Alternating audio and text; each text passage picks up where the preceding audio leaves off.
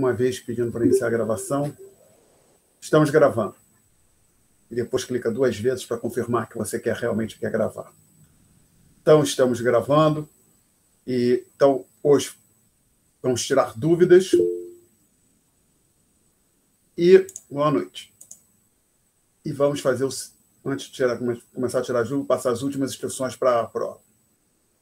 Mesmo esquema da primeira prova, pequena diferença que está marcada para começar às 19 horas, não às 18h30. Então, como é que é isso? Não, como é que a gente faz mesmo, professor? Lembra, não tem que logar aqui no Google Meet, você vai direto para o meu website ou no endereço alternativo que está disponível. Lembra que é para anotar esse endereço. Aí, se você vier para o meu website, aqui na página internacional, aqui, avaliações, questões. Você clica em questões. E tem ali já um link para as questões da P2, que no momento só tem as instruções. Amanhã, às 19 horas, esse arquivo eu vou mudar esse arquivo, então basicamente muda um pouquinho de nada aqui. O que muda? Acho que aqui embaixo aparece, olha, as questões estão na próxima página, mas as instruções permanecem as mesmas. Tá? E quais são as instruções? Vamos ver isso com cuidado. 1. Não vamos ler tudo que a gente já leu, vocês podem ler, mas basicamente você pode consultar o material didático da disciplina, mas não pode consultar os seus colegas e nenhuma outra pessoa especial dos colegas, tá? Em particular, não pode compartilhar a resposta. É uma falha muito séria ficar mandando a sua resposta aí por WhatsApp, esse tipo de coisa. Não faça isso. Até porque, na verdade, vocês viram a primeira prova. Vai ser mais um erro de dificuldade. Acho que é mais rápido. Vai ser, objetivamente falando, é melhor você consultar as listas, o material, do que ficar falando com um colega. Meus caras, realidade é mais fácil você encontrar a resposta consultando as listas, o material didático, do que falando com outro colega. Tá? Então, pode consultar, mas compartilhar resposta, ficar pedindo para o colega ajudar a resolver, isso não, de jeito nenhum. Isso está claro para todo mundo? Alguém quer fazer um comentário? Não? Então vamos lá. 2. Respostas escritas à mão, não pode editar no Word e mandar, usar o seu editor de figuras, não. Resposta escrita à mão como se fosse uma prova na sala de aula. Aí coloca, seja lá o papel que você utilizar, coloca o nome legível no topo da folha. Depois que você resolve... 4. Após resolver as questões, você tem que digitalizar a sua resposta, ou tira uma foto, ou usa um scanner, o que você achar melhor. E aí aqui vem um comentário, já falei, olha, vale a pena simular, falei para a primeira prova, vou repetir, vale a pena simular a situação, a luminosidade, exatamente na situação de prova, tá? Para ter certeza que, por exemplo, vou simular, primeiro, saber quanto tempo você vai levar, e para ter certeza que você vai estar digitalizando, vai ter uma qualidade boa o suficiente para que eu possa ler sem problemas. Você digitalizar, por exemplo, você mora num imóvel que recebe sol, você vai fazer em casa, imóvel que recebe sol durante o dia, aí você simula meio-dia com o sol entrando, a luminosidade em uma, a foto é uma. Você vai fazer isso 8 da noite, ou na verdade 19h40, 19h30, já está escura, a situação é outra. Em particular, evidentemente, pode fazer a lápis, mas só certifica se o caso para quem está no lado ou qualquer caneta que fica legível, inclusive quando você escaneia ou tira foto. Já aconteceu comigo.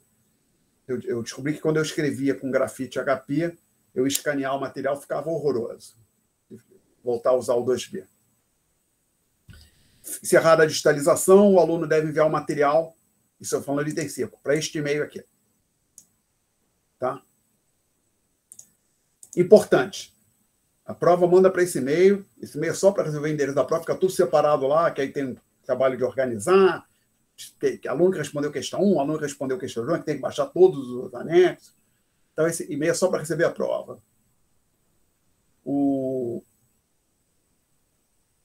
E importante, me manda o material, as fotos anexadas no e-mail. Não me manda um link para o seu Google Drive, para o seu Dropbox, ou o Drive da Microsoft, ou outro recurso desse. Não.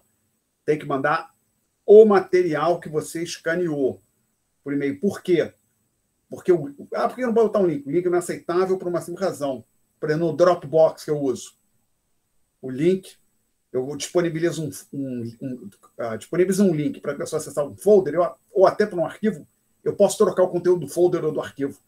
Então, se eu aceitar que o aluno me envie um link, eu estarei permitindo que entre, abrindo a porta para que entre o aluno me enviar o link e eu acessar o material, baixar e salvar no meu disco rígido, há de alteração do conteúdo, tá? E eu não posso permitir que isso aconteça. A prova tem um horário para terminar e o aluno tem que me entregar como prova presencial.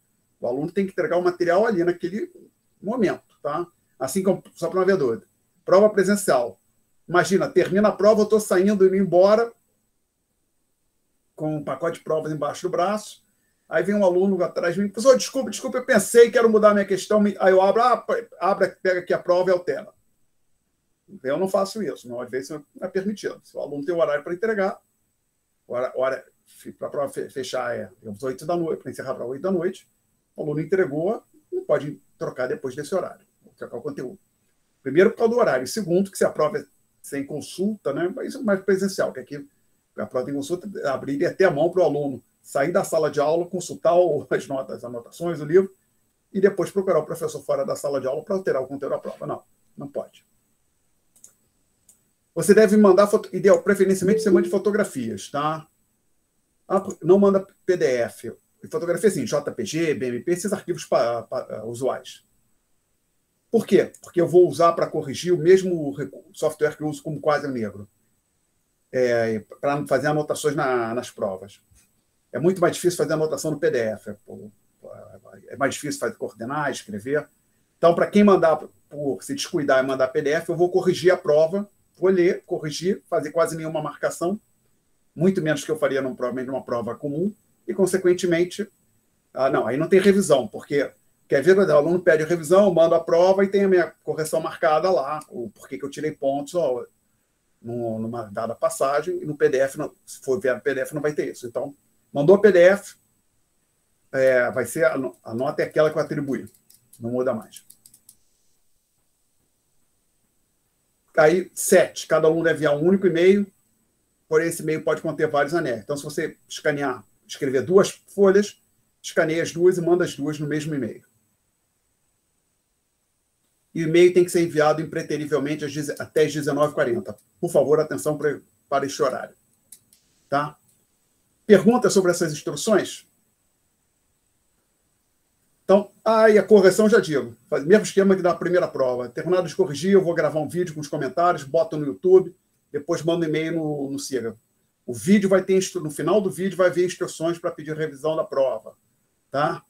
Então, se você receber a nota, achar que a nota não está boa, o que aconteceu, primeira coisa a fazer, olhe o vídeo. Uma prova na mão, que às vezes vai ficar claro. Tá? Pouquíssimas pessoas pediram revisão na primeira prova. Bom, e o último comentário sobre isso, lembrando, tem esse endereço aqui, está vendo no meu website, né? Mas eu recomendo fortemente que todo mundo tenha esse endereço aqui anotado em algum lugar, bookmark. O que tem ali, Alexandre? Se você clicar... Ups, não está bom aqui, não. Aqui abriu demais, que eu tenho que botar no modo privado. Vamos lá, ver se vai funcionar aqui. Se vai dar algum erro aqui no privado. Não, veio direitinho. Agora, com o antivírus que eu botei, às vezes, quando eu coloco a navegação privada, ele dá erro, dá uns erros, não carrega a página direito. Você tem exatamente o mesmo conteúdo que tem naqueles links aqui no meu website. Tá? Por que isso? Porque se por uma infelicidade meu website ficar fora do ar, exatamente no horário da prova, a pessoa pode acessar a prova aqui pelo Dropbox. Tá? Então, por exemplo, vai ser só clicar aqui e vai abrir o mesmo arquivo que está disponível no meu website. Perguntas sobre isso? Não? Então, vamos lá, gente. Dúvidas sobre a matéria. Vamos tentar fazer na ordem.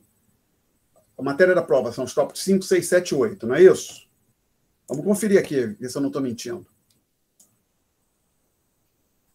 5, 6, 7 e 8. Então, vamos lá. Tópico 5.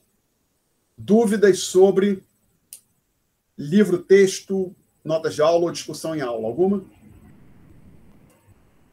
Lista.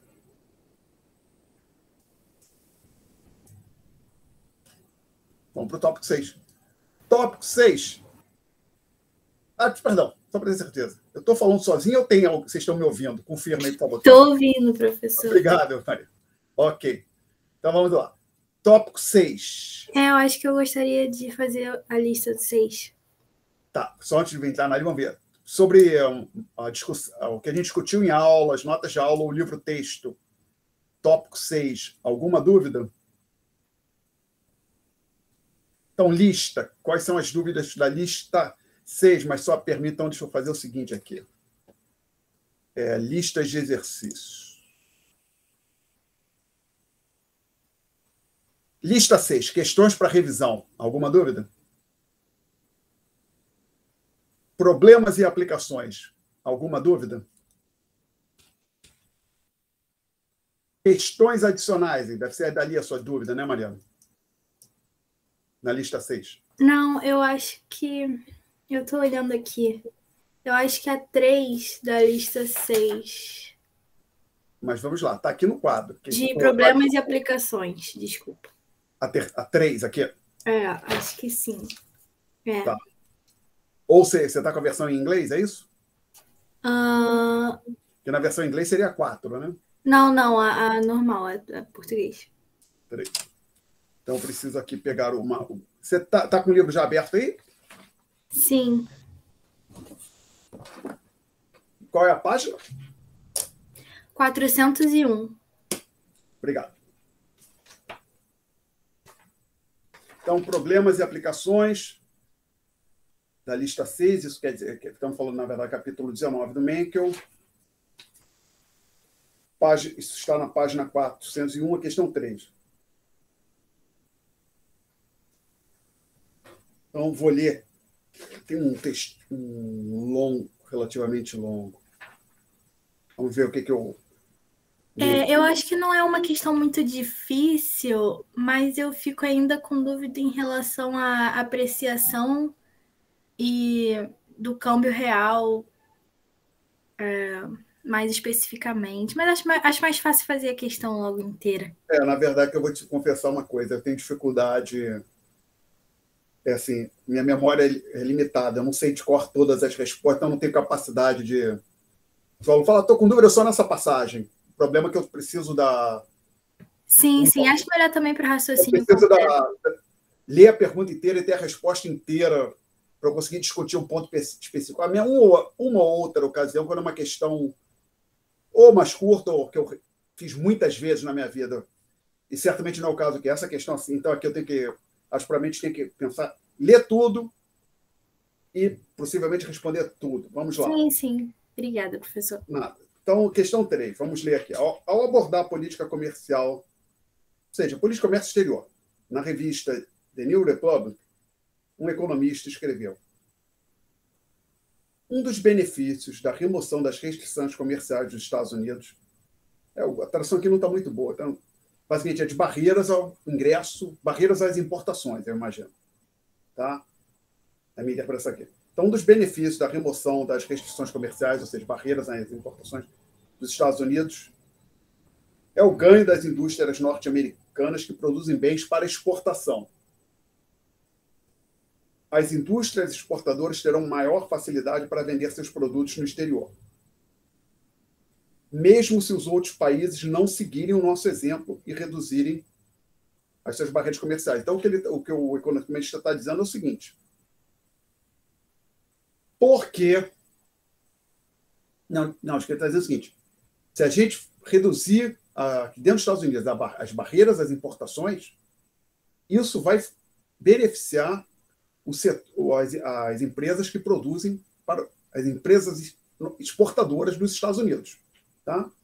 Mesmo que os demais países não adotem a política a mesma política dos Estados Unidos de reduzir as barreiras às importações. Tá? É isso. Agora, por quê?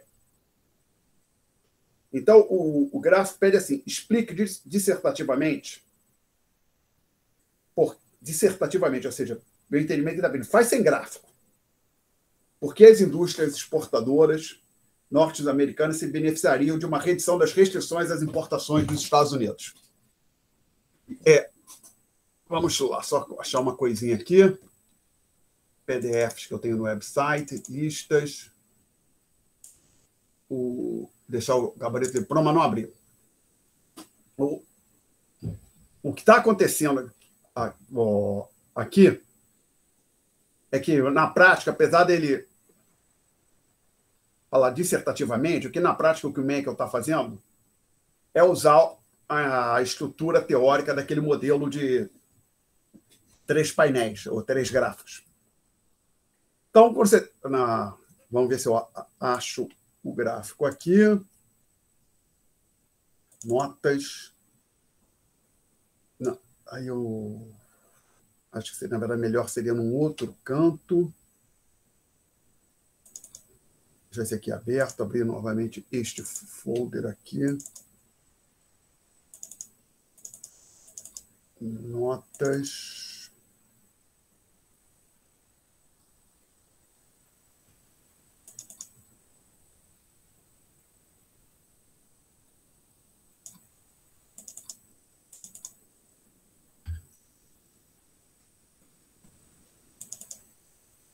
Então, o que ele tem em mente é esse modelo aqui. E pelos exercícios, na verdade, talvez seja um pouco ofertório, não esteja a melhor ordem, porque eu boto esses exercícios depois. Mas também o exercício usando esse modelo, especificamente, adicionei umas questões, mas tem no livro texto também depois. Mas o fato é que a gente já discutiu em aula, ou seja, vocês leram o texto também. Então, o que ele está em mente é esse modelo. E essa mudança na redução de barreiras às importações não afeta, não tem nenhum impacto aqui, não tem nenhum impacto aqui. Então, na prática, você pode trabalhar só com esse gráfico aqui de baixo. Então, essa redução a barreiras às importações, o que ela faz, ela joga essa curva DL para a esquerda, tá? Mas o valor de equilíbrio das exportações líquidas permanece no mesmo patamar. X chapéu, ok? Sim, sim. Então, o que vai acontecer? Agora, talvez seja uma boa eu abrir isso aqui. Deixa eu trazer isso para cá. O que eu estou querendo fazer? Eu quero marco aqui. Cadê? Onde está o copiar, meu Deus? Achei. Colar. Aí, gente, vamos abrir aqui com o nosso quadro negro. Então, o que acontece na prática é que vou fazer um esboço aqui. Essa curva viria para cá. Então, por exemplo, aqui seria um 1, tá certo? Aqui seria C1, aqui teria um ponto C2. Lembra, a gente suprimiria o chapeuzinho. E essa aqui seria DL1, isso aqui seria a curva DL2. 1 sobre Q2. Tá? Então, eu estou assim pensando, se eu estivesse fazendo uma prova com bastante tempo, aluno, eu responderia assim, faria o gráfico no meu rascunho, feito o gráfico, eu responderia só com palavras. Tá? Se eu fosse, mas eu não tentaria fazer sem o gráfico, apesar de ele falado, discuta, como é que ele falou? Qual foi a palavra utilizada aqui? Dissertativamente. Você escrevendo, eu não entendi sem gráfico, tá? Vamos fazer com gráfico para a gente entender. Então, o que está acontecendo aqui? A gente tem, vou escrever aqui, o EL não muda de valor, permanece no patamar X chapéu. 1 sobre Q cai, consequentemente, o Q aumenta. Ok? Sim, então é apreciação, né? Da taxa de câmbio real. Depreciação real. Depreciação real. Depreciação real. Eu escrevi o que no gabarito? Foi isso mesmo. Depreciação que eu escrevi? Foi. Tá. Me lembro é que no livro faz ao contrário. Comentário, né, sobre isso. Talvez tenha vindo dali a confusão. Uma depreciação real.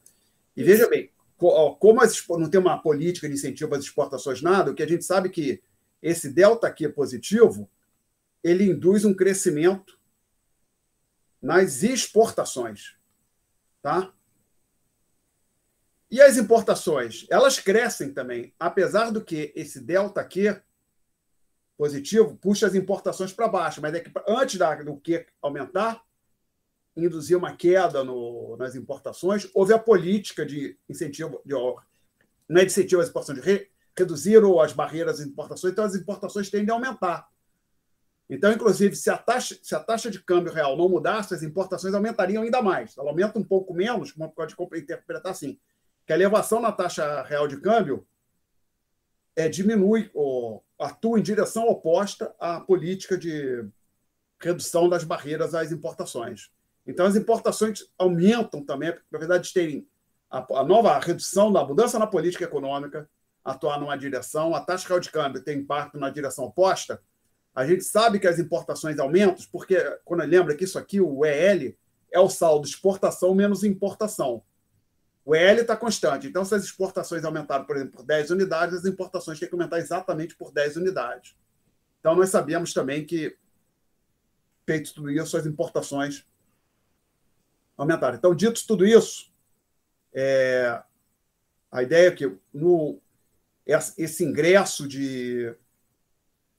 redução nas barreiras das importações tende a aumentar a demanda por moeda estrangeira para fins de importações ou reduzir a demanda por moeda doméstica para fins de comércio exterior. Seria o reverso, né, o espelho. Isso tende, então, a gerar uma depreciação da taxa real de câmbio, ou seja, a moeda estrangeira tende a se valorizar, porque agora ficou mais fácil importar, tem mais gente querendo comprar moeda estrangeira para fins de comércio exterior. Tá? O gabarito está muito diferente disso? Não, acho que não. Então, agora a pergunta que a gente falou em sala, importante. Isso que a taxa real de câmbio do Manqui, inclusive aqui, é 1 sobre que ele trabalha, ou seja, o que ele chama de taxa real de câmbio é o recíproco do nosso Q. A gente teve uma discussão sobre isso. Tá? Sim, sim. Então, talvez dali é que tenha havido, não sei se no texto você achou que deveria haver uma depreciação por causa do que o texto falou. Não. Talvez me baseando no livro, é um pouco diferente. Não sei, o jeito que ele explica, né? Tá. Ok, tirei a sua dúvida, então, Mariana? Sim, obrigada, professor. Ok. Então, estamos na lista. Professor, só um momento. Sempre que houver essa variação positiva da taxa de câmbio real, vai haver uma variação positiva das exportações? Sim e não. Sim e não. Vamos lá, para prestar atenção. Permito modificar sua pergunta, um pouquinho. E venham você falar assim, Alexandre, sempre que houver esse aumento na taxa real de câmbio, as importações vão cair. Nesse exercício aqui, a taxa de câmbio real aumentou, as importações não caíram, aumentaram. Por quê? Porque, lembra, o que iniciou tudo isso foi agora é mais fácil importar. Isso tende a aumentar as importações, tá legal? Então foi um outro fator. Na verdade, sim, exatamente. Acabou que, apesar do que ter aumentado, as importações não caíram, porque teve um outro fator atuando também. Vale o mesmo comentário sobre as exportações. Se esse fosse um exercício, ou te falando, criou uma política de incentivo ao comércio exterior. Não, de incentivo às exportações. Crédito subsidiado, todo o apoio aí para quem quiser, apoio, sabe, adquisitivo para quem quiser exportar, crédito subsidiado, ou seja, empréstimo com taxa de juros mais baixa,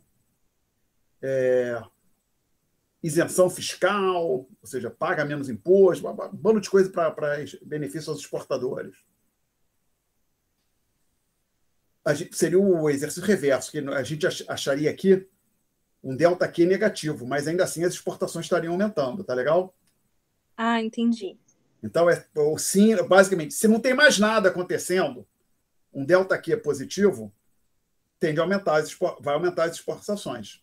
O diabo tem que ver se não tem outra coisa. Às vezes tem alguma outra coisa induzindo, puxando as exportações em outra direção, tá? Por isso que eu respondi sim e não.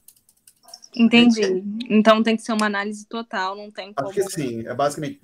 Você não pode dizer, sempre que tem um delta Q positivo, as exportações vão aumentar. Tem que ver exatamente o que está acontecendo no exercício. Assim como, claramente, eu não posso dizer, sempre que tem um delta Q positivo, as importações vão cair. Nesse caso aqui, elas não caíram porque o que começou tudo foi uma política de incentivo às importações. Tá? Entendi. Obrigada, professor. Nada. Respondi então também, Rafaela? Sim, respondeu.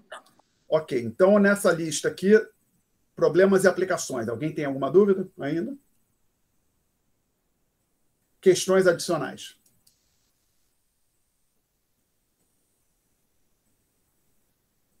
Então, lista 7. Não, lista 7 não, desculpe. Professor? Perdão, devagar. Tópico 7, que aí já separamos de usar o Menkel, não foi isso? No 7. Então, tópico 7, alguma dúvida sobre notas de aula, ou que a gente discutiu durante as aulas, referente ao tópico 7? Então, lista 7. Quais são as dúvidas?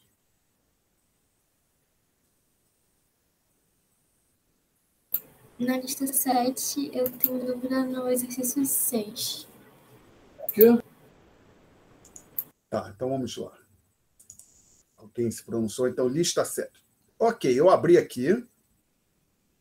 Antes de eu fazer o 6, alguém quer falar do 1, 2, 3, do 4, 5, o 6 é o mais difícil dessa lista, evidentemente.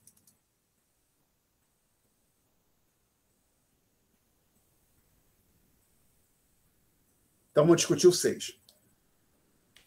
Deixa eu aumentar isso aqui um pouquinho. Acho que 250 fica de bom tamanho aqui. Não, 250, eu estou falando do Zoom. Vocês estão conseguindo ler o conteúdo? Não, ninguém protege. Obrigado. Então, vamos ler essa questão. Em virtude de um comunicado FED referente a mudanças futuras na política monetária dos Estados Unidos, então, basicamente, a Reserva Federal Americana anunciou que a partir do mês que vem ela vai começar a subir a taxa de juros. Tá? Os agentes econômicos passam a esperar que a taxa de juros dos Estados Unidos na data T+1 será mais alta do que a originalmente prevista. Ou seja, sendo que essa mudança nas expectativas acontece na data T. Então, vamos lá. O Fed, antes do Fed fazer anunciar a mudança na taxa de juros, as pessoas achavam que daqui a um mês a taxa de câmbio real dólar seria 5,50. Agora, o Fed mudou, fez o anúncio, e as pessoas acreditam que agora a taxa de juros lá na frente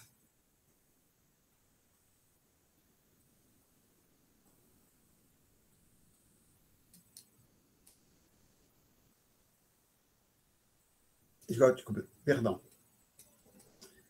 Desculpe, senhores. Acho que eu estou ficando velho mesmo. Eu acho que aqui na discussão eu misturei taxa de câmbio com taxa de juros. Posso estar errado, mas tenho quase certeza que eu discuto. Senão eu fiquei confuso. Então, permito-me tentar de novo. Tá? Não vale ficar debochando de mim no YouTube, é proibido. Então, vamos lá. O Fed disse que ele vai mudar a política monetária dos Estados Unidos. Mas não hoje. Daqui a um mês, a taxa de juros vai começar a subir a taxa de juros. Então, é isso que a gente está falando aqui. Os agentes econômicos, que antes tinham uma expectativa para a taxa de juros futura nos Estados Unidos, acham que essa taxa de juros futura nos Estados Unidos vai ser mais alta do que aquela que a gente previa. Aí eu peço, discuta os impactos sobre a taxa de câmbio real-dólar contemporânea, ou seja, sobre a taxa de real-dólar na data T, que eu falei que era hoje. Ou seja, o impacto sobre o ET, dessa revisão de expectativas. Por simplicidade, assuma que as demais taxas de juros relevantes para a sua análise não se alteram. Quais são as demais taxas de juros relevantes para a análise? Vai ver. A taxa nominal de juros no Brasil hoje, a taxa nominal de juros dos Estados Unidos um passo à frente, ou seja, na data T+1, e a taxa nominal de juros dos Estados Unidos hoje. Bom. E detalhe, essa questão tem exatamente desse jogo, mudando as palavras nos exercícios do manual do Krugman Obstfeld, tá?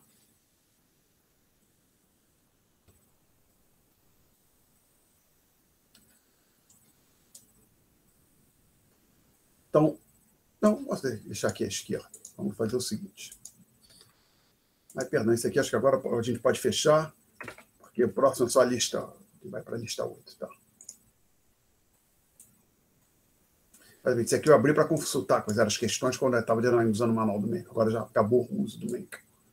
Ou seja, estamos na parte 7, 8. A gente não usou o de outro manual. Então, o truque aqui dessa questão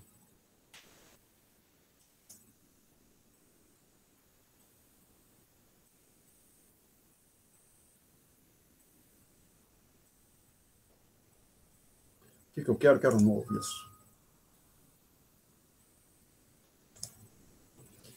É que, no primeiro momento, você pode vir aqui usar aquele modelinho simples para determinação da taxa de câmbio, que a gente discutiu nesse tópico.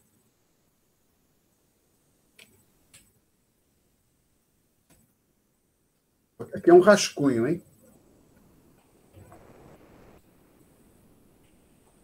Você desenha a curva F, que é a taxa de juros doméstica. Aí você marca aqui um ponto que você chama de A1. Aí o E1. Aí você olha para isso e pensa, peraí, inclusive o enunciado fala que as demais taxas de juros não mudam. Então, isso aqui é referente à data T. Hoje. Fica até no gabarito eu coloquei ET. Tá? Aqui. Ora, isso. A taxa de juros R não muda. Olhando aqui para a curva F, ela depende, a posição dela depende do E mais e do R asterisco. Falando da data T, ou seja, essa aqui, isso aqui vai ser claro. O que é mais T? É aquilo que hoje, na data T, eu espero para a taxa de câmbio amanhã, em T mais 1. Nada disso mudou. Então, fica tudo constante. Não, tem um erro.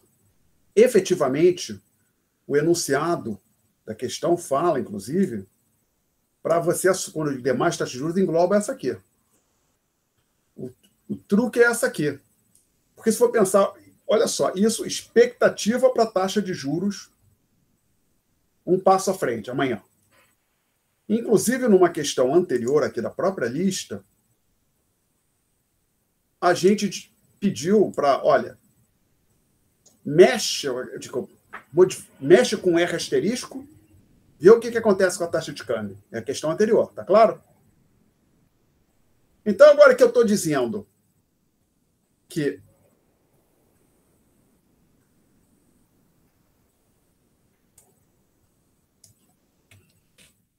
no meu rascunho ainda, amanhã isto aqui vai crescer, eu estou caindo, na verdade, nesse mundo aqui, ou na situação descrita, perdão, vai falar muito que é a mesma situação, na questão 5, na questão analisada na questão 5. Está claro isso para todo mundo?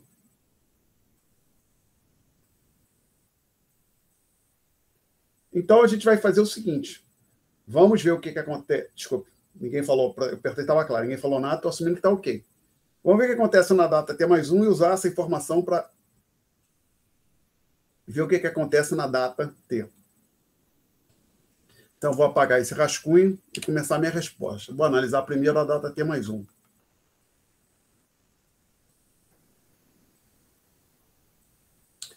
Não me lembro exatamente qual foi a anotação que eu usei na...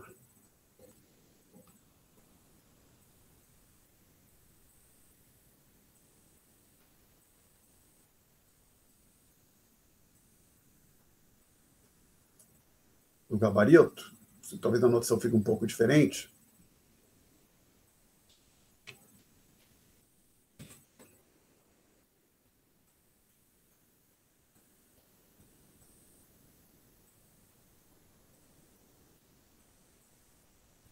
A T mais 1, quer dizer, o equilíbrio na data T mais 1, na situação antes da elevação na taxa de juros norte-americana. Então, a gente tem aqui uma taxa de câmbio de equilíbrio ET mais 1,1. 1 para o 1,1. O segundo 1 é a data inicial. Com a mudança na política monetária dos Estados Unidos, essa curva E, ele é um aumento no R asterisco, a curva F se desloca para a direita.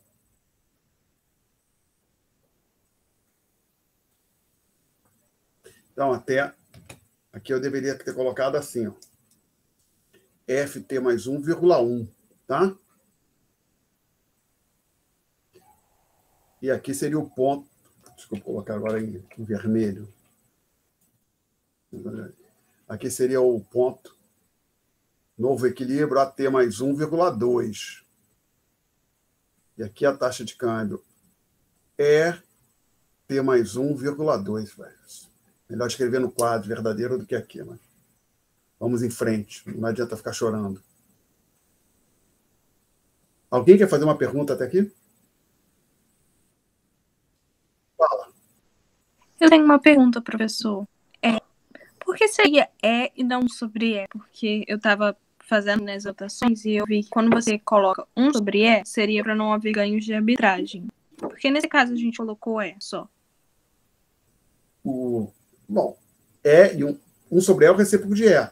Lembra, não, que lá nas notas de aula, quando eu falo para não ter ganho de arbitragem, eu só estava. O meu ponto é o seguinte: se a taxa de câmbio real dólar é, por exemplo, igual a 5, a taxa de câmbio real, a taxa de câmbio dólar real tem que ser 20 centavos. Era outra discussão, tá? Ah, tá. Lembra então, disso? nesse caso. Aqui eu. Não. Agora, evidentemente, a gente poderia aqui trabalhar com 1 sobre E. Que nem em algum momento naquele gráfico eu trabalhei com 1 sobre Q, lembra? Na questão anterior que estava discutindo. Por que você usou 1 sobre Q naquele gráfico? Para ficar igual ao modelo do Menkel. E por que você usa E aqui? Então, mas tirei do manual do Krugman Obstfelden. Eles trabalham com E, tá? Ah, entendi. Tá legal? Tudo bem. Obrigada, professor. Bom, aí... Mais perguntas aqui, gente? Então, a nossa conclusão aqui é que na data T mais 1 acontece o seguinte.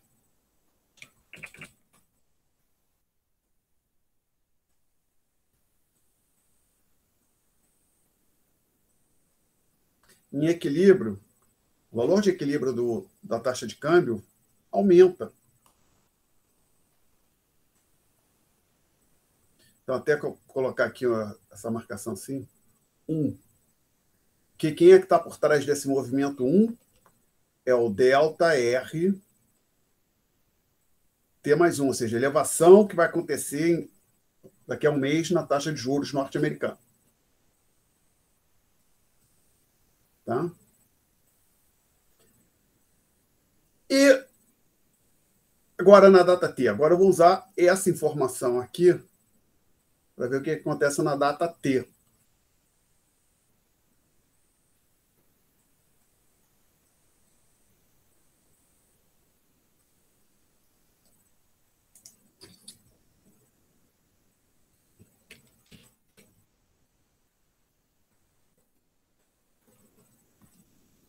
Então, tínhamos aqui uma certa taxa de juros RT. Vou tentar colocar um pouquinho mais para a direita, para quem olhar em algum momento, até ver que seja no YouTube, não assumir por algum motivo que o RT é igual ao RT mais 1, tá legal? O RT pode ser igual ao RT mais 1 ou não sei. É irrelevante para a nossa discussão. Aí a gente traça essa linha vertical, aí a gente coloca agora aqui uma curva F1T, chama esse ponto de AT,1, chama isso aqui então de ET1, o equilíbrio na data, a taxa de câmbio de equilíbrio na situação inicial. E agora pensa qual é a relação disto que eu circulei aqui e coloquei uma seta, que eu estou apagando, inclusive, a tal setinha, com esse gráfico aqui embaixo. E veja bem, quando a gente olha para essa análise sobre data T mais 1, a gente conclui a taxa de câmbio está aumentando, né, em T mais 1. Ou seja, a taxa de câmbio na data T mais 1 ela será mais alta do que ela seria se a Reserva Federal não tivesse decidido aumentar a taxa de juros a partir da data T mais 1. Consequentemente, as pessoas, na data T, uma data antes, devem reajustar as suas expectativas para a taxa de câmbio. Um passo à frente. Então, na verdade, o que elas devem fazer? Já que a taxa de câmbio vai aumentar, o que deve acontecer aqui nesta data, na data T, é isto aqui. Aí a gente tem um deslocamento da curva F desse jeito aqui. Muito longa. Vou parar mais por aqui. F2T com AT2.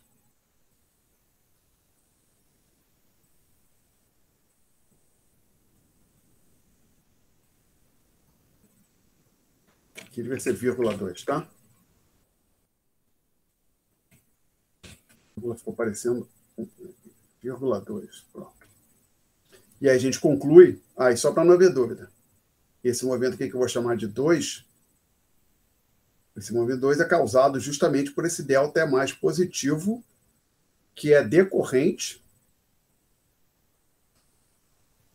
daquela elevação no ET mais 1, no valor de equilíbrio do ET mais 1.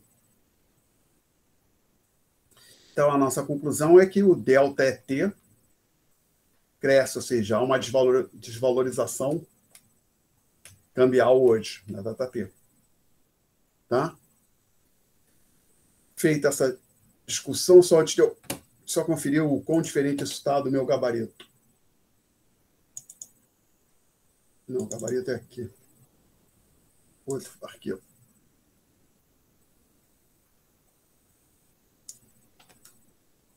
Mesma coisa. Tá? Só a posição dos gráficos estão diferentes. Tá? Aí, detalhe, nessa questão específica, apesar de eu ter colocado um gráfico do lado do outro, não precisa ser um do lado do outro, pode ser um embaixo do outro. Tá? Nessa questão específica, você é livre para botar esses gráficos, um lá em cima à esquerda, outro lá embaixo à direita, com uma explicação no meio. Tá? Que eu estou mencionando isso porque para aquele modelo de 3 painéis, os gráficos têm que ser posicionados de uma forma específica, né? Conforme a gente discutiu.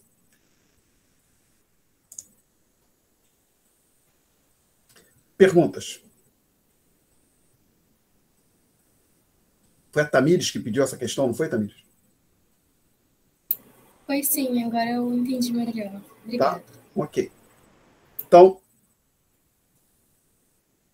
lista 7, como era a última questão, acho que a gente ainda tem, vocês ainda tem alguma dúvida sobre a lista 7?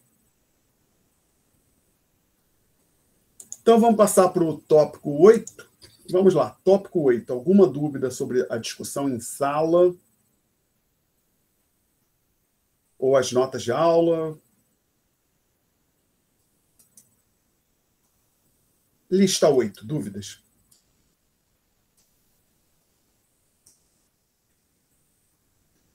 Uau! Olha só, gente.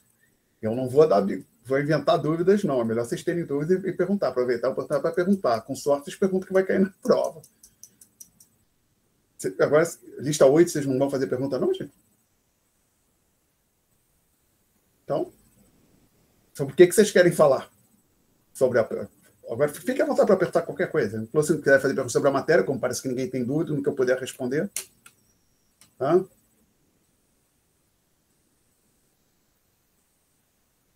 Quantos alunos eu tenho aqui hoje? 17. Né? Eu acho que eu vou fazer a chamada. Augusto, dúvidas? Dominique. Olha lá, Augusto está escrevendo alguma coisa. Parece só botou um prof lá, não sei, Augusto, o que você está querendo? Dominique, você tem dúvidas?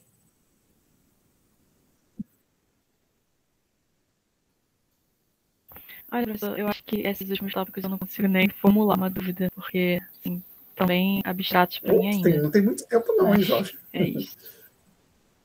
Pois é. Tamires, você tem mais dúvidas? Não, tá tranquilo. Vou falar. Tá Ian Nogueira tem dúvidas? Tenta achar e digitar e a gente vê, então, o exercício, Augusto. Augusto, tenta digitar. Por enquanto, não, professor. Obrigado. Rafaela, mais alguma dúvida? Não, por enquanto não, professor. Mariana, aí tem aqui, parece que tem 9 orders, outros 9. Como é que eu faço para quem? Parece que uma lista das pessoas. Não sei se está na ordem. Acho que parece que sim. Eu cheguei até a Mariana. Acho que não, professor. Acho que então, lá de novo. Augusto estava digitando alguma coisa, já vejo, Augusto. Dominique ainda vai estudar mais. O Henrique. Só vou ter durante a prova, professor. Desculpa, eu não posso ajudar. Tá? Júlia Santana. Juliana Mota. Leonardo. Tudo tranquilo Ana. por enquanto, professor. Oi? Então vamos lá, gente. Tudo tranquilo por enquanto. Aí, então vamos ver se aqui no chat alguém colocou dúvida. Leonardo, já ouvi sua dúvida. Leonardo está tudo ok, Juliana sem dúvida. Então vamos tentar atacar aqui a questão do Augusto. Tópico 6, problemas e aplicações, número 7. Acho que por volta da página 401, que acho que foi o mesmo tópico que a Mariana fez uma pergunta. Não foi, Mariana? A sua não era do tópico 6? Sim, foi do tópico 6. Só que problemas e aplicações, exatamente aquelas mais longas. Questão 7. Então é 402. Isso, 402, obrigado.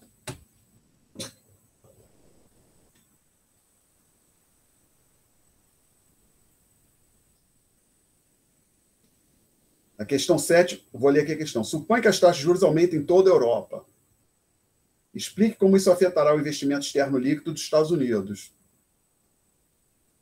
Explique também como afetará as exportações líquidas dos Estados Unidos, empregando as fórmulas estudadas e fazendo um diagrama. O que acontecerá com a taxa de juros real e a taxa de câmbio real? Então, veja bem, aqui, só para não haver dúvida, o Menkel está tratando, o livro dos Estados Unidos, o Menkel está tratando os Estados Unidos como economia doméstica e a Europa como um todo, como o resto do mundo, a economia estrangeira. Você pode até ficar com o que a gente fez ao longo da disciplina, dizer o seguinte: o Brasil é economia doméstica, então está aumentando os juros, a taxa de juros está aumentando nos Estados Unidos e na Europa, por exemplo, fora do Brasil, a taxa de juros está aumentando no resto do mundo. Qual é o efeito disso sobre o investimento externo líquido da economia doméstica do Brasil? As pessoas tendem a investir mais lá fora, tá legal? Que basicamente o investimento no exterior ficou mais atrativo. Tá? Isso está claro aqui? Tá aqui, gente? Aí não, pode repetir, professor. Vamos lá. O investimento externo, lembra que alguém se opõe que eu apague o quadro?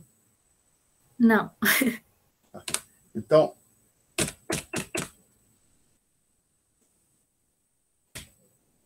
a gente está dizendo o seguinte: aquela curva, o IEL, que é o investimento externo líquido,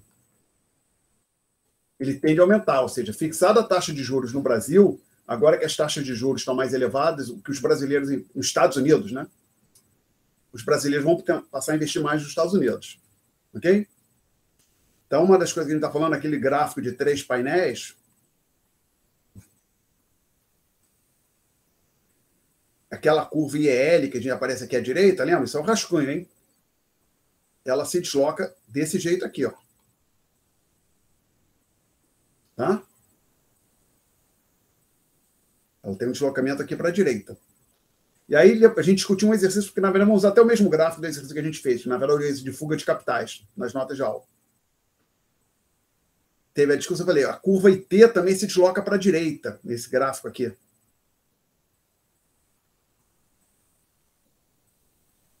Por quê? Porque lembra que esse T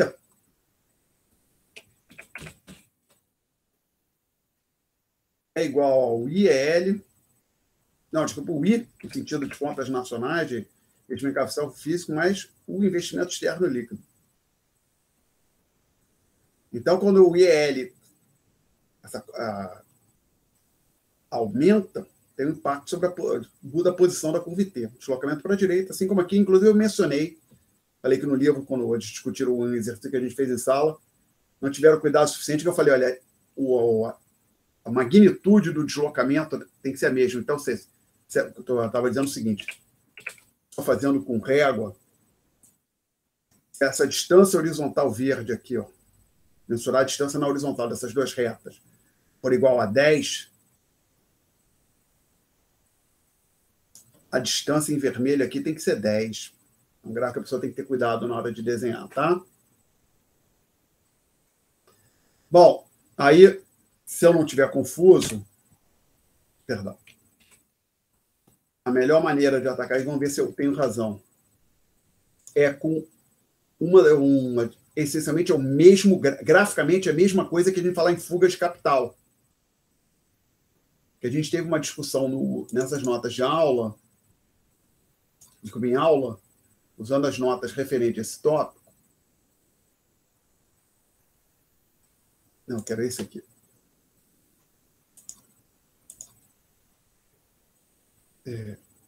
Hoje nós falamos de fuga de capital. Então, vou ver se abrir aqui com esse programinha aqui. Aqui, vamos ver o que acontece isso. É exatamente esse gráfico aqui. Esse gráfico nós usamos para o exercício de fuga de capital, mas o relevante que tinha na discussão, aqui para agora, para a gente, é que era o deslocamento para a direita da curva IEL, que é a mesma coisa que eu estava falando, desculpe, aqui, ó, curva IEL para a direita. Então, esse gráfico que a gente discutiu em sala, esses três gráficos, nessa figura com três gráficos, pode ser utilizada para resolver a questão que o Augusto pediu. Na verdade, é a questão 7, né, Augusto? Isso. Tópico 6, problemas de aplicações, questão 7. Aí você pode usar esse gráfico. Tá? Exatamente esse gráfico. E aí é refazer a análise que a gente fez. Aí eu peço que o Augusto, está tudo claro? Se tiver ok, digita um S. Se não, tente me explicar ou dizer qual é a sua S de sim. Basta botar. Tá ok, é isso. Tá legal? Agora, já que eu falei que é isso, deixa eu agora até ver o gabarito. Lista 7, né? Não, é tópico, questão 7, tópico 6. Não, tópico 6, questão 7.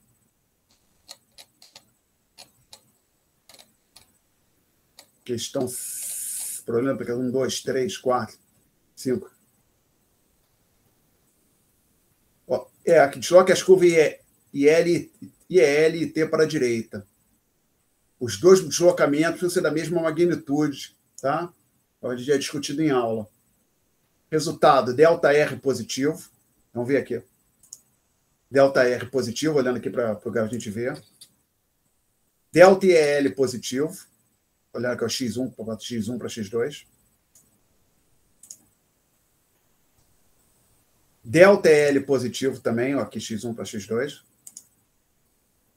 E ΔQ positivo. Isso, que 1 sobre Q cai, então o Q aumenta. Tá? E lembrando que se caísse essa questão, precisaria explicar os gráficos. Né? A gente já discutiu isso aqui. Toda questão que tem gráfico precisa explicar. Tá? E aí, o resultado disso é que tem uma valorização do dólar? Isso é um detalhe. Vamos pensar, deixa eu me manter aqui como Brasil, economia doméstica. Ah, tá. Tá? A gente tem uma elevação do que, então tem uma depreciação real da moeda, depreciação da moeda real da moeda doméstica, tá legal? Sim, sim. Se os Estados Unidos for a economia doméstica, tem uma depreciação real do dólar. Mas se o Brasil for a economia doméstica e os Estados Unidos a outra economia, então é o real que está se depreciando. Aí a contrapartida da depreciação do real é que o dólar estaria se apreciando, tá? Ah, entendi. Então, vai ser o dólar, depende de quem você diz que é a economia doméstica. Tá? Do jeito que o Menkel colocou, tem uma depreciação real do dólar. Tá? Mais perguntas, gente? Questão 6 da lista 8.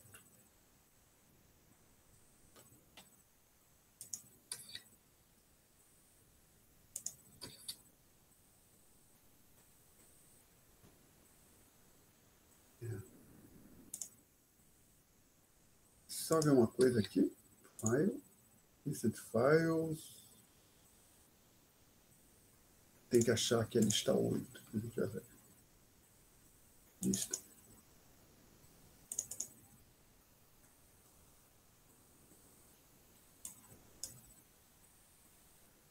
Peraí, desculpe. Você está falando esta questão aqui, Luana? Tá, ok. Vamos lá. Então, a gente está no tópico 8. Aí já nós estamos aqui nesse momento combinando a análise do mercado monetário de curto prazo com aquele modelo para determinação da taxa nominal de câmbio do tópico anterior. Então, o que acontece aqui é o seguinte. A gente tem que tomar como ponto de partida. Alguém se opõe que eu apague isso aqui, esse rascunho? Não. Ok, então.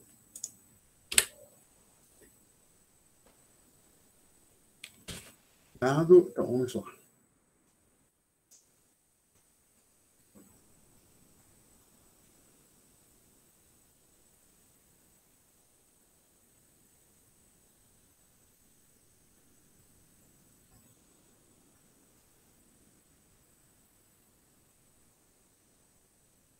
Então, lembra, supõe que o país está operando com câmbio fixo, nesse patamar aqui, tá? Aí aqui está a curva F. Então, para que haja equilíbrio, a taxa de câmbio de equilíbrio seja justamente igual ao patamar, então é a barra a taxa de câmbio que o banco foi determinado pelo governo.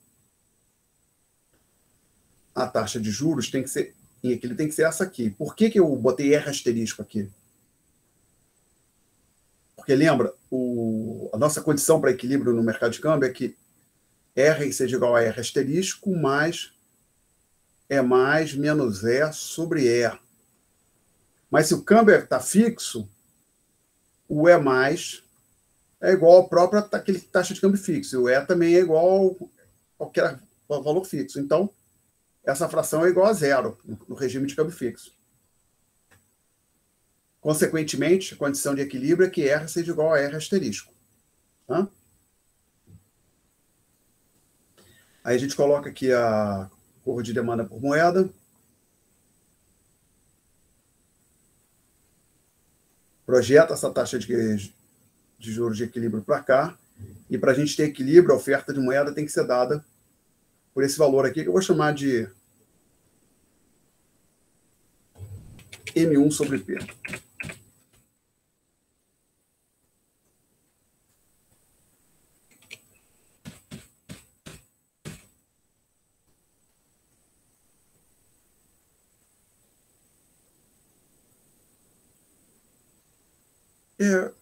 Deixa eu botar como M1 sobre P.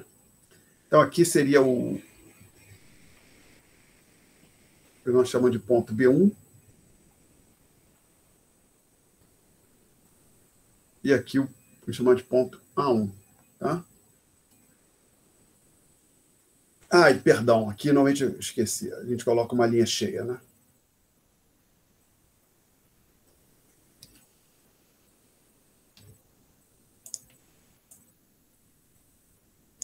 Bom, supõe agora que nessa economia o Banco Central aumente a oferta de moeda. Passa essa oferta de moeda para um patamar, ou seja, faça uma operação de mercado aberto. Então, por exemplo, o Banco Central do Brasil ele tem uma divisão, tinha, pelo menos chamado, Departamento de Mercado Aberto, que é a unidade do banco que faz as operações de compra e venda de títulos públicos. E tem um outro departamento que é encarregado das gestões das reservas internacionais e fazer as intervenções no mercado de câmbio, aqui quando o Banco Central efetua intervenções no mercado de câmbio. Então, pensa assim, o Departamento de Mercado Aberto, supondo que o Brasil tivesse com regime de câmbio fixo, tá? Que não é o caso, mas vamos ficar falando do Brasil, vamos dizer que o Brasil está no regime de câmbio fixo. O pessoal do mercado aberto faz uma expansão monetária, ou seja, ele compra títulos públicos, retira título da economia, pega título que estava para o setor privado e entrega moeda para o setor privado. Então, a oferta de moeda passa para esse patamar, que eu vou chamar de M-TIL, que é maior que M1. E lembrando que aqui nessa análise, a gente, pelo menos inicialmente, mantém o nível de preço no mesmo patamar, então eu vou chamar de P. Então, o que aconteceria... Só que agora estou vendo, ficou pequeno aqui o gráfico. Vou trocar algumas coisinhas aqui, desculpe.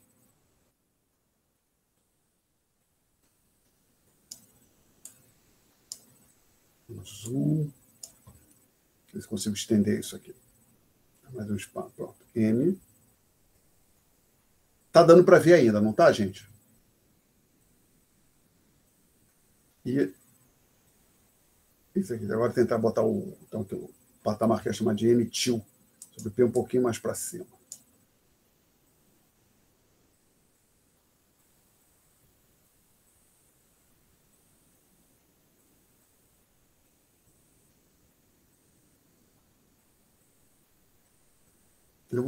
Tem um motivo para colocar essa linha pontilhada. Não quero colocar ela cheia, não. Estou fazendo de propósito. Tá? Aí o que aconteceria? Pode imaginar assim, para fins de dar disposição à nossa discussão.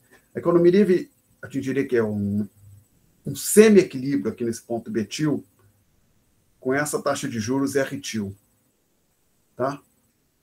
Aí você projetaria isso aqui para cima. Aí você conclui que a taxa de câmbio de equilíbrio seria essa aqui. Ó. Não é isso que a gente fez? Problema. A gente está com câmbio fixo. O câmbio tem que ficar no patamar E barra. Ah, mas o que acontece então?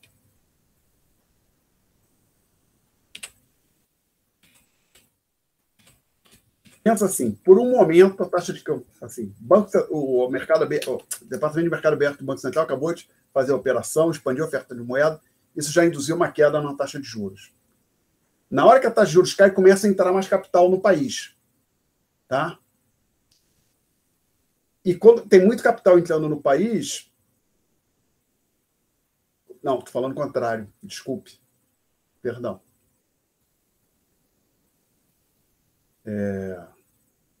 Tem capital saindo do país. A redução na taxa de juros faz os investimentos no Brasil ficarem menos atrativos. Capital começa a sair do país. Isso quer dizer o seguinte...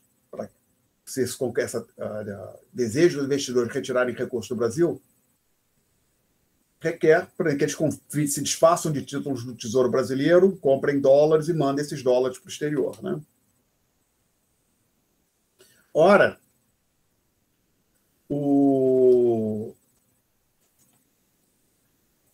quando todo mundo começa, então, a tentar vender os seus ativos domésticos, ações de empresas brasileiras, títulos da dívida pública do Tesouro Brasileiro, e assim vai, e tentam comprar dólar, isso começa a puxar o dólar para cima, a pressão para o dólar subir de patamar. Mas o Banco Central, aí vai ser o pessoal do mercado de reservas internacionais, que tem que manter o câmbio fixo, não vai permitir que o dólar suba. Então, eles entram no mercado cambial vendendo dólar para manter a cotação do dólar no patamar estipulado, que aqui a gente chamou de E barra. Então, eles estão vendendo dólar. Então, eles estão entregando dólares para os agentes e recebendo reais. Então, eles estão tirando moeda de circulação. Então, você pode interpretar assim. De manhã cedo, o pessoal do DEMAB faz a expansão monetária, mercado aberto, faz a expansão monetária, e ao longo do dia o pessoal do câmbio vai revertendo a expansão monetária, efetuando intervenções no mercado de câmbio. Esse processo continua até que a oferta de moeda... desculpa, aqui tinha um... Estou vendo, faltou, né? Evidentemente.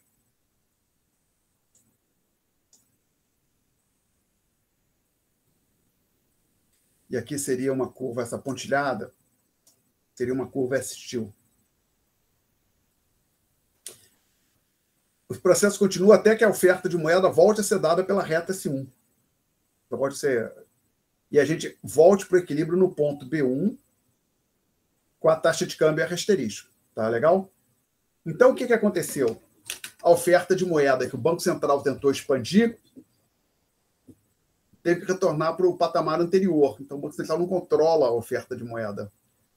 Ou seja, se ele fizer uma operação de mercado aberto, expandindo ou contraindo a oferta de moeda, ele vai ter que fazer operações na direção contrária no mercado de câmbio para manter a taxa de câmbio neste patamar que ele tinha determinado. Então, é isso que está por trás desse exercício. Ok, Luana?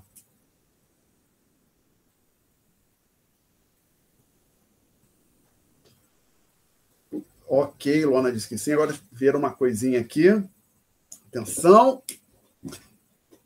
Vamos olhar o gabarito. Este é lista 8, questão 6. Lista 8, questão 6.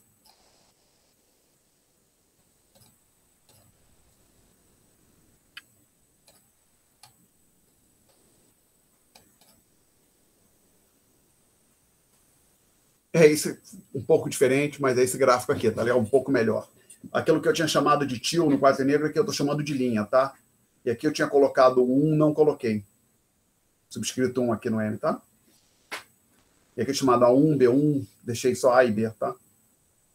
Mas é simplesmente o mesmo gráfico, só que com mais qualidade. Tem gente com mais qualidade. Menos esforço, porém mais qualidade aqui nas notas de aula. Professor. Fala, Rafael. Então, tipo, como a gente poderia formular um textinho, né, explicativo disso tudo que o senhor acabou de explicar?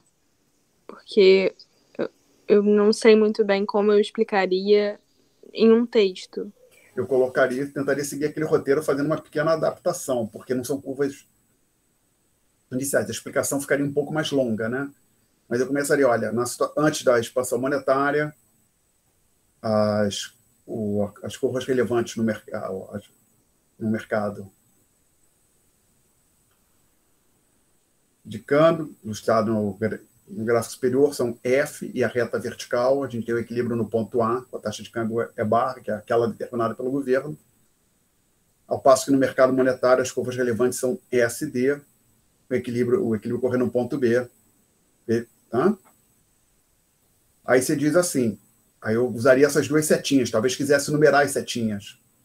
Botasse assim, número 1 aqui à direita e número 2 à esquerda. Né?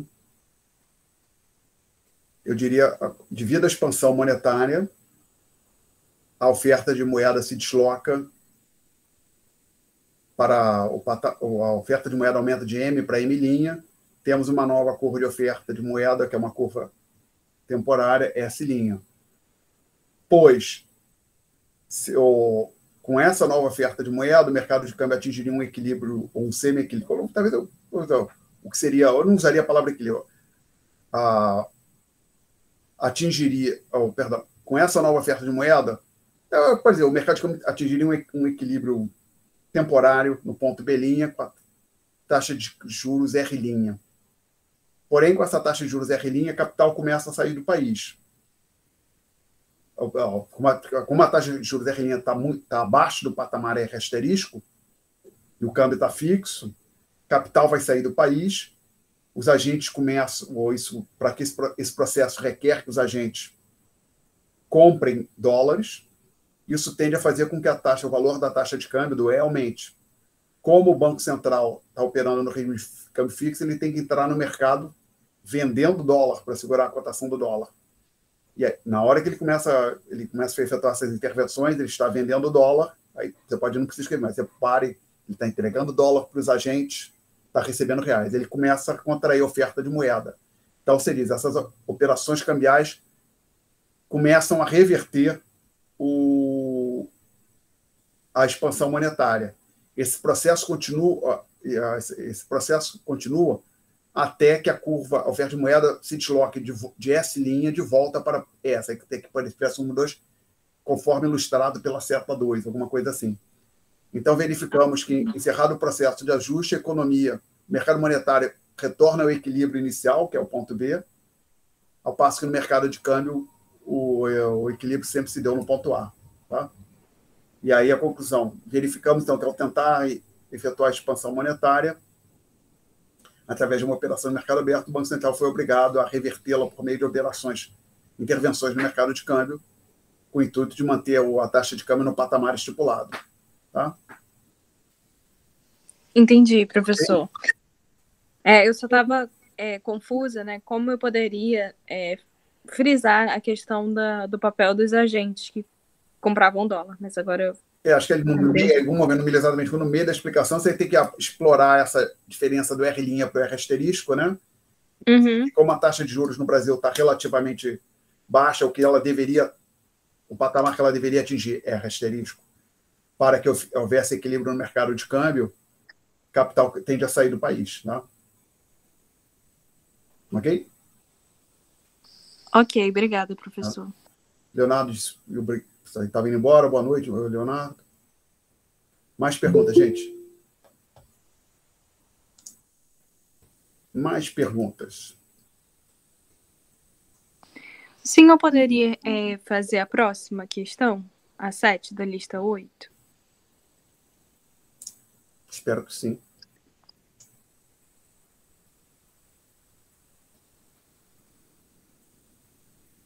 Uma economia com perfeita minoria de capital que adotou o regime de câmbio fixo. Discute em parte uma elevação em E+, sobre R e as reservas internacionais. Vamos ver o que vai acontecer. Vou deixar esse aqui que ele não está usando. Alguém se opõe que eu pague o quadro?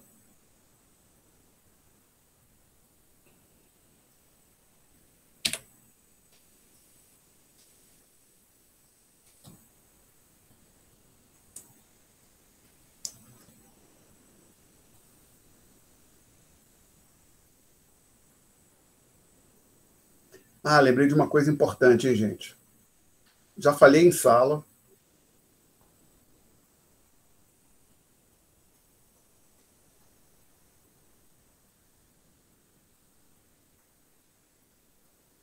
Mas não custa nada relembrar.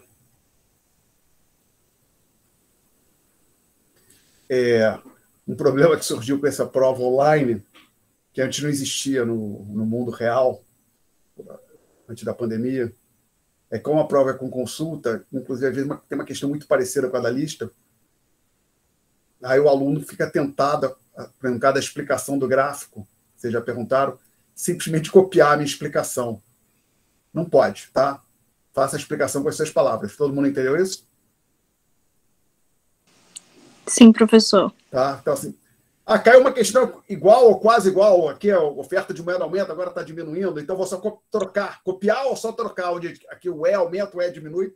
Não, por favor, redija a explicação com as suas palavras. Você pode consultar o material, mas ficar só fazendo cópia, não. Tá? Não, sim, eu solicitei, né, pedi, né, para o senhor falar, só para ter uma estruturação da... Não, mas veja bem, até essa aqui, como eu não dei... Só, Rafaela, essa porque eu não estava dizendo que você ia copiar. Basicamente, você pode pegar o que eu discuti para bola. Diga que é aquela questão. Digamos que você saísse daqui e preparasse essa questão que eu perguntei para ele, eu vou deixar pronta aqui. Porque com a prova e com consulta, inclusive, pode ser feito. O aluno acha que tem 4 questões que ele acha que pode acontecer. Isso não é proibido, não estou dizendo que você tem que fazer isso ou não. Mas assim, tem chance grande de uma dessas 4 5 questões que você resolver as 4 5 questões e deixar pronta ali para consultar, né, na hora. O grosso já está lá na lista, né? Mas, então, no caso, essa aqui que não tem explicação detalhada, você poderia pegar. Então, assim, inclusive essa que você perguntou, cópia não tem como fazer, que até onde eu lembro, isso não foi feito, não tem no gabarito das listas, e eu não fiz em sala, né? Não tem nas notas de aula. O que eu estava, o que eu tinha em mente, me preocupa para não haver dúvida, ver se aqui eu tenho algo. Deixa eu ver aqui. Uma questão mais antiga aqui. Essa aqui, ó, essa questão 3 dessa lista, que eu nem sei o que é, mas observe assim, tem um gráfico aqui, tá? Com uma explicação aqui. Suponha que eu pergunte exatamente isso em prova. Não é para você copiar o texto, tá legal? Foi isso que eu quis dizer. Não entendi, Tá? professor. Mas, infelizmente, já aconteceu. Mas, pô, plágio? Acho que não sei se é a palavra adequada para essa situação. Seria plágio, né? Não sei, porque, basicamente, mas assim, não é de bom grado você colocar, quando tem o seu nome lá em cima no papel, copiar alguma coisa copiada, mas e lá embaixo, né? Tá. Mas aí, inclusive, pode ser mais professor. Eu olhei na prova de 2015, o senhor tinha uma resposta, aí caiu a mesma questão na prova de 2017, a resposta é idêntica, o senhor só copiou e colou. Assim, copiei e colei de mim, da minha própria resposta, né? Então, tá. Então, simplesmente, se cair uma questão igual essa aqui, seria, ao invés da curva F se mover nessa direção da esquerda para a direita, mover-se na direção contrária, simplesmente trocar aqui, não. Prepara a sua explicação direitinho, tá? O próprio texto, um texto de autoria do aluno. Bom, então, voltando aqui para a pergunta que... não queria ter fechado isso, aqui são os gabaritos. Pronto. Deixa os gabaritos aqui, a gente está lá aqui no final. Estamos na questão 7, não é isso? Da lista 8? Sim. Tá. Então, tinha aqui um certo taxa de câmbio que estava fixa no patamar que eu vou chamar de E/1.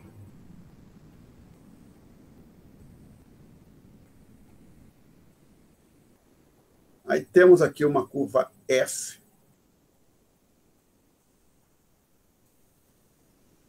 E por motivo que a gente discutiu antes, a taxa de juros de equilíbrio tem que ser o próprio R barra, tá? R barra não, é asterisco.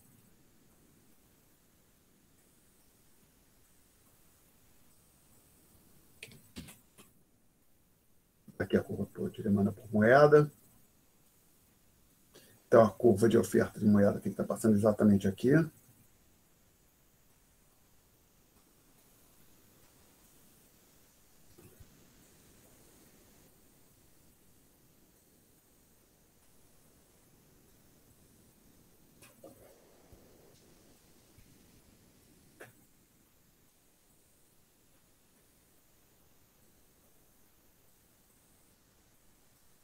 E aqui a gente chama esse ponto de B1. Esse ponto aqui a gente chama de A1. Então, acho que essa é a situação inicial. E só para não haver dúvida, a subjacente à curva F está a hipótese de que o E mais é igual ao E1 barra. O câmbio está fixo e os agentes acreditam que amanhã a taxa de câmbio vai continuar no patamar que ela está hoje. Aí o governo faz alguma maldade, ou quer mexer alguma coisa, ele se me diz. Um dia, assim, no domingo à noite, ou antes do mercado, ou na segunda de manhã, bem cedo, antes do mercado financeiro abrir, o governo avisa o seguinte: olha, a taxa de câmbio que estava fixa em R$ 5 por dólar, a gente vai fazer aqui uma mudança nela, vamos passá-la para 5,50 ou R$ 6 por dólar, alguma coisa assim. Mas dali para frente vai ficar fixa. Aí a gente vai colocar aqui a nossa hipótese simplificadora de que os agentes acreditam que a taxa de câmbio vai ficar fixa no mesmo patamar, no novo patamar, tá?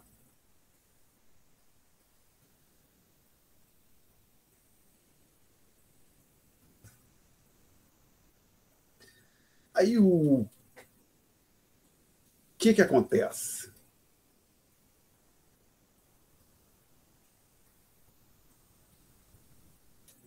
O que vai acontecer é que a curva F, desculpa, aqui é F1, tem que se deslocar. Por quê? Agora, o governo mudou, mas a gente aceitaram que, ok, o câmbio vai ficar por mais uma temporada aí, 3 meses, 6 meses nesse patamar E barra. Porém, o E barra, conforme a gente pode ver aqui no gráfico, aqui o E barra 2 é maior que o E barra 1, o curva F tem que se deslocar. Tá?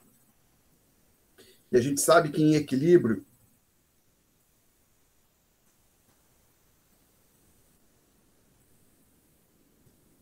Perdão, só conferir aqui uma coisa.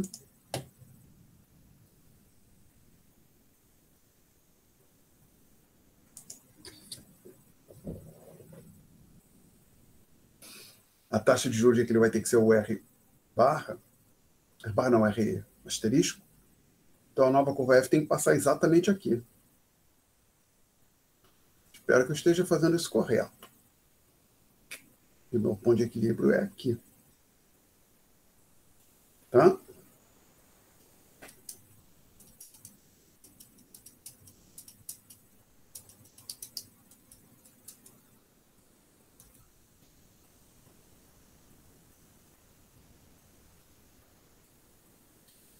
Então, estou desconfiado que tem alguma coisa errada. Peço vocês me deem licença para consultar o gabarito. Vamos ver. Lista 8, o gabarito é outro arquivo.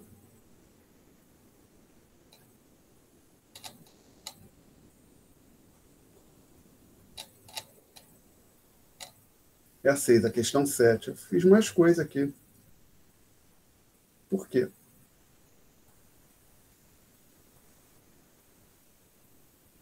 Perdão. Ou o gabarito está errado. Desculpe, gente. Ou o gabarito está errado. Ou eu li a questão errada. Quer dizer o seguinte, eu li a questão de forma incorreta. Ah, desculpe, gente. Mil desculpas. Realmente eu li a pergunta, eu li de forma incorreta a pergunta, tá? Vamos lá, onde foi o erro? Desculpe, a gente perdeu um tempão lá no que a gente não foi o que foi pedido. Eu peço mil desculpas. Acho que eu realmente estou ficando velho. O que o exercício fala? Uma elevação no E+, ok? E se vocês forem olhar aqui no gráfico o que eu fiz, eu mexi com o E barra, o valor da taxa de câmbio que o Banco Central estipulou. Então, o exercício que eu fiz aqui não é o que foi pedido. Até eu fiquei olhando e falei, olha que nesse gráfico aqui eu vou tirar o que aconteceu, que eu me lembro que eu pedi reservas internacionais nesse gráfico. Aí eu estava pensando que tem alguma coisa confusa aqui. E, na verdade, foi a minha leitura incorreta do enunciado. Ainda bem que eu não estou fazendo prova quarta-feira. Então, peço desculpa, vou ter que refazer. Perdemos um tempo aqui. Desculpe, gente. Então, vamos lá. O que o exercício diz? Uma elevação no E+, Alexandre. Pelo amor de Deus. Isso quer dizer... Então, vamos começar aqui. Um delta, um regime de câmbio fixo, nós estamos falando num delta E+ positivo. O que a gente está dizendo aqui? Por exemplo, inicialmente, o E+ era igual ao próprio E barra, por exemplo. O câmbio estava fixo e os agentes acreditam que ele vai permanecer nesse patamar, E barra. Mas alguma coisa acontece, as pessoas dizem, não, o câmbio amanhã vai desvalorizar, o Banco Central vai dar uma desvalorizada surpresa, mas a gente vai acordar de manhã cedo e o Banco Central vai estar fazendo um comunicado dizendo, olha, a taxa de câmbio que antes estava fixa em R$ 5 por dólar vai para R$ 5,50 o dólar. Tá? Então, aí no segundo momento, ele passa para um novo valor, que eu chamo a taxa de câmbio esperada, que é maior que o E barra. Tá? Então, assim, esse exercício, essencialmente, o que acontece no regime de câmbio fixo se os agentes começarem a duvidar de que o câmbio vai permanecer no patamar que ele foi determinado pelo governo e vai ocorrer na verdade, ocorrerá uma desvalorização.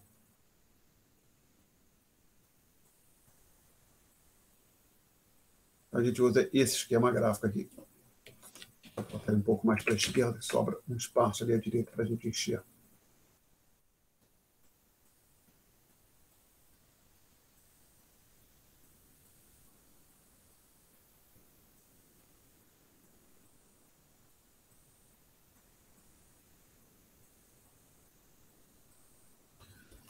Ok.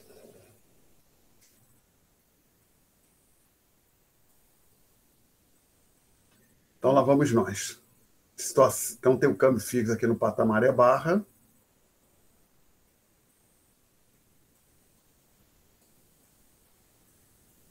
Aqui está a nossa curva F. Vou chamar de F1. Então, em F1, o E mais é igual a E barra.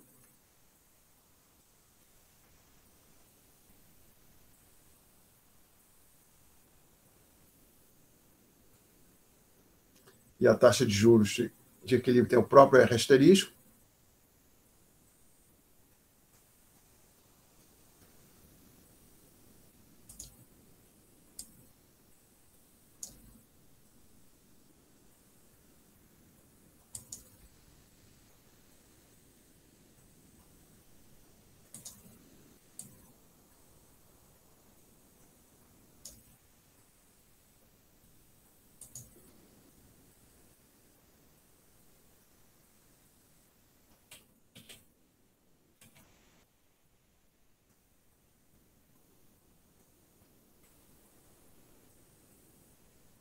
Aqui no mercado monetário, nós temos então aqui a nossa curva de demanda por moeda.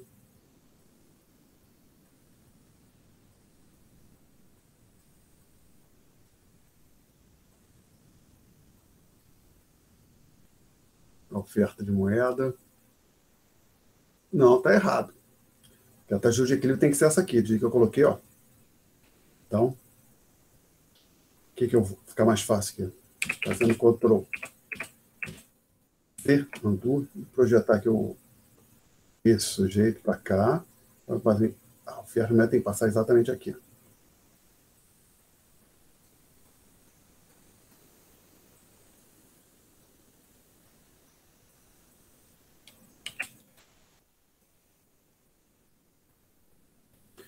Bom, essa é a situação inicial.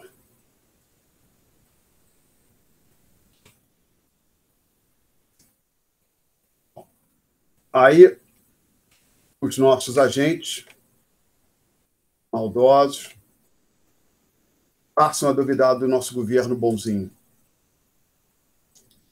Esse câmbio que estava fixo não vai mais ficar fixo, alguma coisa ele vai mudar. Então, a curva F se desloca de F1 para F2.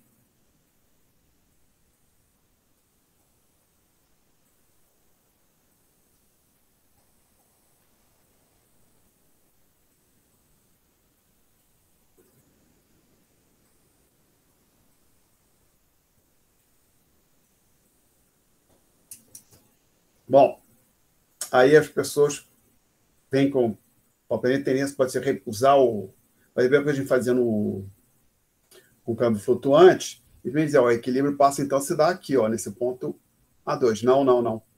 Porque você está dizendo que a taxa de câmbio é aumentar. E ela está no câmbio fixo. O enunciado só fala o seguinte: muda o é mais. Porém, o Banco Central mantém a sua política de câmbio fixo. Então, o que vai acontecer é que a taxa de câmbio de equilíbrio tem que continuar sendo igual a E barra. Então, o que vai acontecer é que tem um projeto E barra para cá, acha esse ponto aqui, ó, tá atenção? E a nova taxa de equilíbrio vai ter que ser essa aqui, que eu vou chamar de R2. Aí projeto R2 para cá.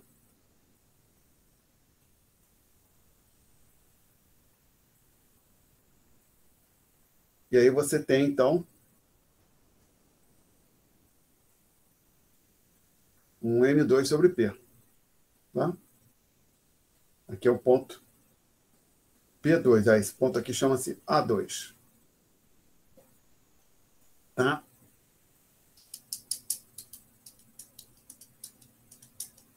Então, antes de discutir exatamente o que acontece aqui com as variáveis, podem fazer. Vamos aproveitar a gráfica aqui e já vamos olhar.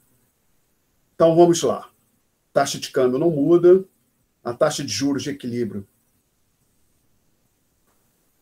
Vou colocar em preto a conclusão. Taxa de câmbio. Até porque estamos no regime de câmbio fixo. Não muda. A taxa de juros doméstica aumenta. A oferta de moeda cai. Tá? A gente veio caminhando nessa direção. Então, câmbio Oferta de moeda, taxa de juros, acho que já analisamos. E a gente perguntou o que acontece com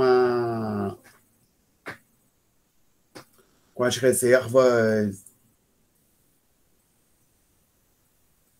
internacionais. Você pode interpretar o seguinte: suponha que antes que a taxa de juros demore a se ajustar. Então, que por um período o país fica com uma taxa de juros relativamente baixa, tendo em vista as novas expectativas, ao valor que ela precisaria atingir para que houvesse equilíbrio no mercado de câmbio. A taxa de juros baixa faz com que o capital comece a sair do país. Basicamente, as pessoas estão tentando comprar dólar.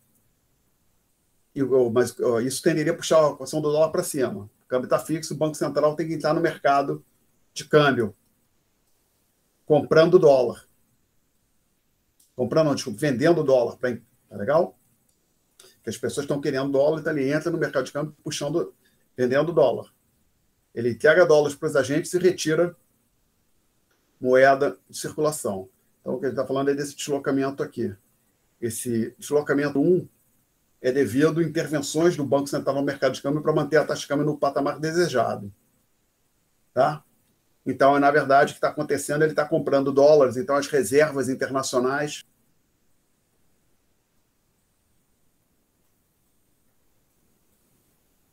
está vendendo dólar. Está vendendo dólar, mas as reservas internacionais têm uma queda. Então, agora só conferir aqui este gráfico com o do gabarito. Vou puxar aqui um pouquinho para a esquerda o gráfico do gabarito com o do quadro.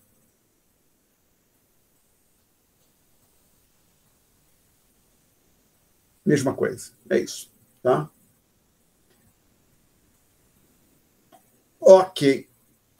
E deixa eu, só para ter certeza, o que eu pedi? Sobre R, só pedi sobre R as reservas internacionais, ou seja, a taxa de juros aumenta e as reservas internacionais caem, tá? Entendi, professor. Obrigada. Nada. Mais perguntas, gente?